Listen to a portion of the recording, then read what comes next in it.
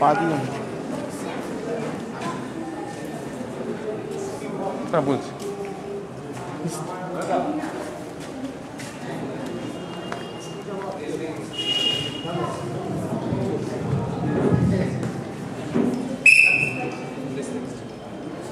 আপনারা কি কুস্তি দেখছেন? এটা ফ্রি স্টাইল কুস্তি।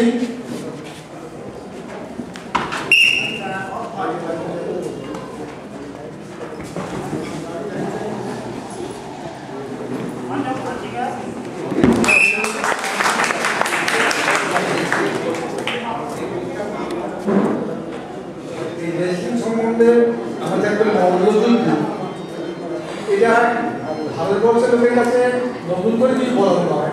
আমরা ছোটবেলায় ইতিহাসে পড়েছি সোনা পুস্তক এদের কুস্তি বাবা ছেলের কুস্তি, সেই কুস্তি আজ আমাদের অনেকখানি সম্মান এনে দিয়েছে।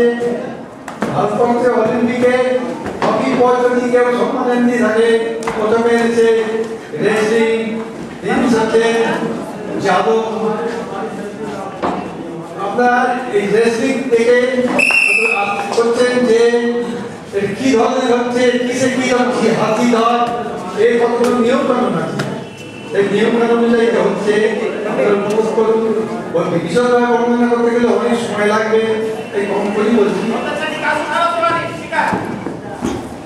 এই দেখুন কিরম সুন্দরভাবে দাম ম্যাচ করেছিল, তাকে প্রতিরোধ করতে গিয়ে কিরম ভূতলশালী হয়েছে। এখন কিন্তু ঠিক হয়নি। দেখুন যতক্ষণ না দুটো কান একসঙ্গে থেকে